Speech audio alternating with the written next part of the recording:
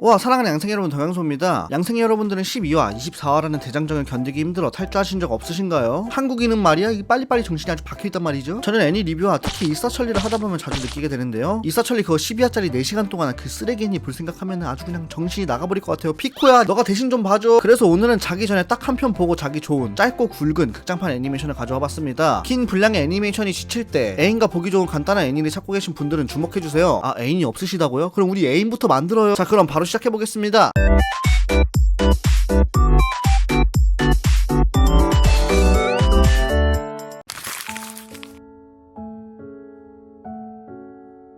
좁고 어두운 지하세계, 사람들은 오늘도 방호복을 입고 검소하고도 즐거운 나날을 보내고 있습니다. 지하 마을의 공주인 파테마는 아직 보지 못한 세상의 끝을 탐험하고자 갱도에 들어가게 되는데요. 갱도 안, 이 광활한 공간에는 꿈에도 꾸지 못했던 환상적인 풍경이 펼쳐집니다. 하지만 이 갱도에 들어가는 것은 금지되어 있기 때문에 파테마는 장로에게 따끔하게 한 소리를 듣는데요. 장로에게 혼나면서도 파테마는 호기심을 주저할 수 없었죠. 또다시 바깥 세상과 통하는 위험 구역인 갱도로 향하는 파테마는 그곳에서 아무도 그녀에게 말해주지 않았던 숨겨진 비밀과 마주하게 됩니다. 그 비밀이란 바로 파테마가 살던 지하 세계가 연구 실패로 인해 중력이 반전된 세계였던 것이죠. 연구를 하던 과학자들이 지하로 내려가 중력이 바뀐 사람들을 위해서 터전을 마련한 것이 바로 이 지하 세계였던 것입니다. 그리고 그곳에서 파테마는 바깥 세상의 부조리함을 느끼고 있는 한 소년을 만나게 되는데, 파테마는 새로운 세계에서 어떠한 모험을 보여주게 될까요? 2013년에 개봉한 거꾸로 된 파테마는 공존이라는 주제 아래에서 신선한 전개를 보여주는 극장판 애니메이션입니다. 중력이 반대가 되어버렸기 때문에 우리가 매일 보는 하늘은 파테마에겐 끝없는 낭떠러지로 보이는데요. 여기서 일어나는 중력이 반대인 소년 소녀의 사랑 이야기도 굉장히 잘 풀어내고 있습니다. 전해주는 메시지가 참 뜻깊어서 좋아했던 작품인데, 아직 보지 않은 양생이 분들이 계시다면 잠자기 전 힐링을 한번 만끽해보시는 건 어떨까요?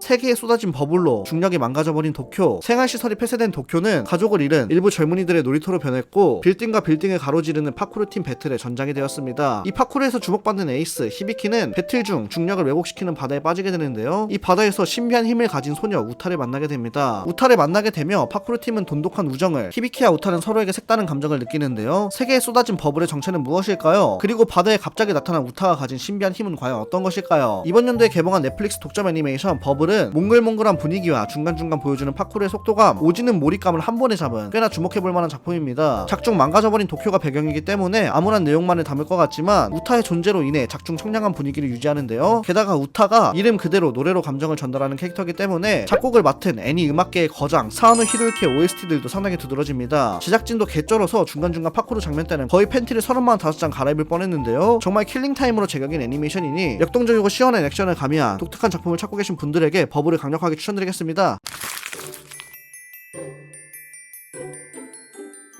검은머리 아가씨를 짝사랑하는 선배는 오늘도 계속 아가씨의 주변을 맴돌기 시작합니다. 밤거리를 맴돌며 여러 사람들을 만나고 술을 마시는 아가씨. 밤은 짧아 걸어 아가씨야는 헌책시장의 포스터를 보고 어릴 적 읽었던 책 라타타탐을 찾기 위한 아가씨의 여정을 보여주는 애니메이션인데요. 그와 동시에 그런 아가씨를 짝사랑하는 선배의 모습들도 보여줍니다. 선배는 아가씨가 책을 찾아가면 갈수록, 그녀의 발자취를 따라갈수록 점점 기이한 사건에 휘말리게 되는데요. 이 작품은 새벽을 알리는 루의 노래로 이름을 알린 제가 정말 좋아하는 감독 유아사 마사하키 감독의 작품입니다. 마사하키만의 괴팍한 연출들과 눈이 즐거운 색다른 색감들, 휙휙 바뀌는 시점들로 인해 정말 재밌게 봤던 작품인데요. 작품 내에 사랑 이야기도 다루고 있지만 술이 주된 소재이다 보니 노곤노곤한 새벽에 맥주 한 캔 까면서 한잔하면서 보면 정말 좋은 작품일 것 같습니다. 일본 감성을 물씬 느끼고 싶으신 양생이 분들, 독특한 연출과 색다른 애니를 보고 싶다 하시는 분들께 밤은 짧아 걸어 아가씨야를 추천드릴게요.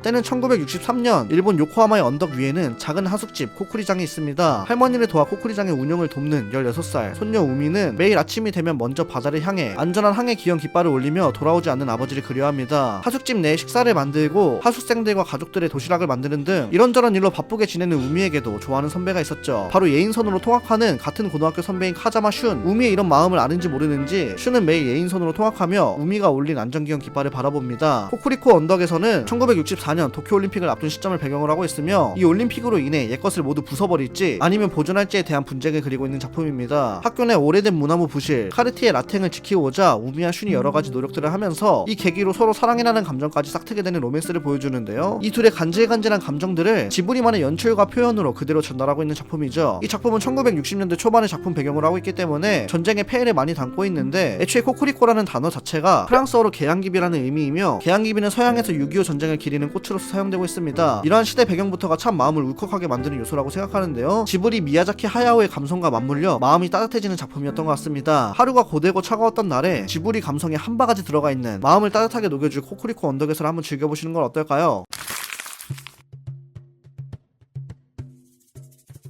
이곳은 현실과는 다른 인터넷 세계. 인터넷에는 언제나 해킹의 위험이 도사리고 있습니다. 나도 모르게 빠져나가는 개인 정보들, 시민들의 데이터를 지켜주기 위해 오늘도 주인공 서프샤크 VPN은 고군분투를 하는데요. 네, 이거 광고예요. VPN계의 명작 서프샤크 VPN. 개인정보 보호뿐만 아니라 접하기 힘든 해외 사이트들, 각종 애니메이션 PV를 볼 때 국가 차단에 걸리는 경우 서프샤크 VPN이 여러분들에게 아주 유용한 도움을 줄 겁니다. 좀 더 다양하게 애니메이션 컨텐츠를 즐기고 싶으신 분들, 평소 VPN을 알아보고 계시던 분들은 고정 댓글과 영상 설명란에 게재된 링크 더양소 코드를 사용해 자그마치 83% 할인, 3개월 추가 무료 이용, 30일 사용 후 환불까지 보장하고 있으니까요. 부담없이 사용해보시면 좋을 것 같습니다. 오늘도 스리슬쩍 넣어본 광고 자연스러웠나요? 영상을 재밌게 보고 계시다면 서프샤크 VPN도 많이 사랑해주세요. 사랑합니다 여러분.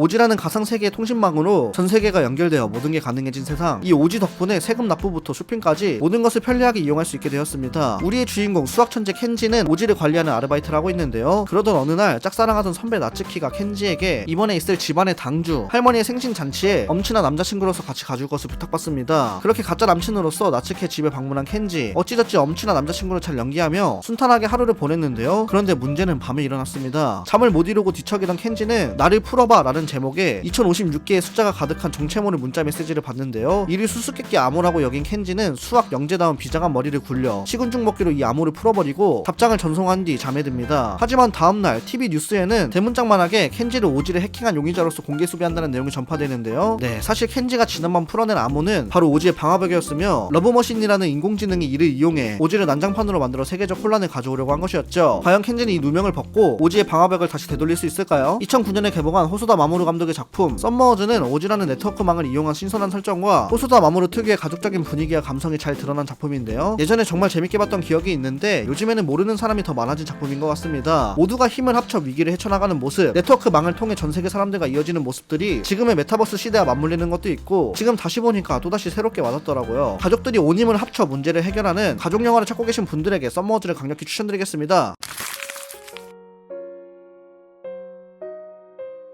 10대 중반의 외형에서 성장이 멈추고 수백 년을 사는 장수민족 요르프족. 이 요르프족은 인간이 사는 마을에서 멀리 떨어져 조용히 살고 있었습니다. 청소년의 모습으로 영원히 살아가는 요르프족의 마지막 생존자인 마키아는 일련의 사건으로 인해 모든 것을 잃고 외톨이가 되어서 떠돌이 신세가 되어버리는데요. 그러던 그때 산적대의 습격으로 부모를 잃은 아리엘이라는 소년을 만나게 됩니다. 자신처럼 혼자가 된 아리엘에게 동질감을 느낀 마키아는 아리엘을 아들로서 키우기로 결심하는데요. 평생 어린 모습으로 살아가는 마키아와 그녀와는 다르게 점점 성장해가는 아리엘. 이 둘의 갈등은 점점 깊어져만 갑니다. 과연 아리엘이 마키아의 마음을 알아주는 날이 올까요? 2018년에 개봉한 이별의 아침에 약속의 꽃을 장식하자는 감동적인 스토리와 마음을 울리는 OST들로 굉장히 호평을 받았던 작품입니다. 판타지 장르지만 모험을 떠나는 이야기가 아닌 마키아와 아리엘의 감정적인 묘사와 이 둘의 관계가 주된 스토리인데요. 종족이 다른 두 사람이 진정한 가족이 되어가는 모습들과 연달아 나오는 사건들로 몰입도가 진짜 지리더라고요. 어리숙한 소년인 마키아가 아들을 키우면서 어머니로 성장해나가는 과정과 어머니는 나이를 먹지 않고 아들만 성장하면서 발생하는 갈등이 매우 깊이 있게 묘사되어 가족에 대해 다시금 생각하게 만드는 작품입니다. 보면서 진짜 눈물을 한 바가지 쏟아버렸습니다. 너무 감동적이야. 간만에 눈물을 쏙 빼고 싶다 하시는 양생이분들께 이별의 아침에 약속의 꽃을 장식하자를 추천드리겠습니다.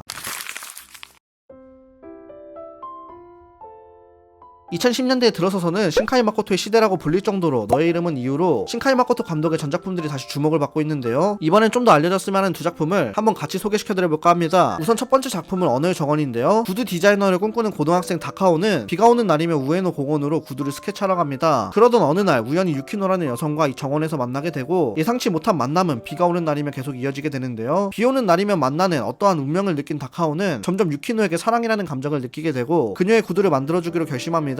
46분이라는 짧은 러닝타임과 빛의 마술사라는 별명을 가진 신카이 마코토의 작화가 눈이 부신 작품 언어의 정원. 비 내리는 공원을 배경으로 아름다운 사랑 이야기를 보여주고 있습니다. 수채화 느낌의 색감과 첫사랑의 아련한 추억을 담아 간질간질한 느낌이 상당히 기분 좋았던 작품이죠. OST도 너무 좋았고요. 또 다른 한 작품은 소속 5cm라는 작품인데요. 이 작품도 63분이라는 짧은 러닝타임을 가지고 있는 작품입니다. 말 그대로 첫사랑 그 자체를 다루고 있는데 독특하게도 시간의 순서대로 유년기 시절의 벚꽃 이야기, 학창시절의 우주비행사, 그리고 초속 5cm 이렇게 에피소드 3개 개의 단편 스토리가 연결되는 작품입니다. 누구나 하나쯤은 가지고 있는 첫사랑의 추억들을 다시금 꺼내게 하는 마법 같은 애니메이션인데요. 개인적으로는 신카이 마코토 감독의 작품 중 가장 좋아하는 작품입니다. 사랑을 벚꽃으로 비유한 장면들이나 우리에겐 익숙한 풍경들을 아름답게 그려내면서 정말 애잔했던 그런 작품이에요. 잔잔하면서도 여운이 깊게 남는 작품을 찾고 계셨던 분들께 초속 5cm를 추천드리겠습니다. 앞서 소개시켜드린 두 작품 모두 다 로맨스 드라마 장르로 눈이 즐거운 아름다운 배경 작화가 장점인 작품이니까요. 너의 이름은만 시청하셨다면 꼭 이 두 작품도 시청해보시는 걸 추천드리겠습니다. 자, 오늘은 이렇게 저도 굉장히 재밌게 봤던 킬링타임 극장판 애니메이션을 추천드려봤는데요. 양승이분들은 어떤 작품이 끌리시나요? 여기서 미처 못 다룬 나머지 8작품은 또 다음 영상에서 한번 다뤄보도록 하겠습니다. 여러분들은 여태까지 본 애니 영화 중에서 어떤 것이 가장 인상 깊으셨나요? 댓글로 남겨주세요. 그럼 오늘 영상은 여기서 짧게 줄여보도록 하겠고요. 오늘도 영상이 재밌었다면 좋아요, 구독, 알림까지 부탁드립니다.